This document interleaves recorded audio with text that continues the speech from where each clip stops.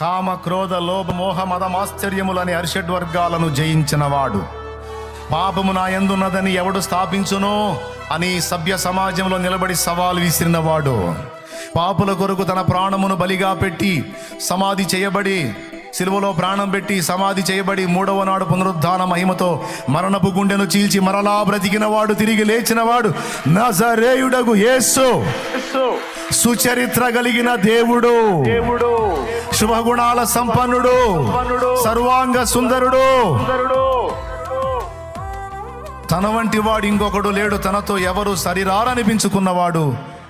నేను ఆరాధించి ఒప్పుకొని అంగీకరించి ప్రకటిస్తున్న నజరేయుడగు యేసు. యేసు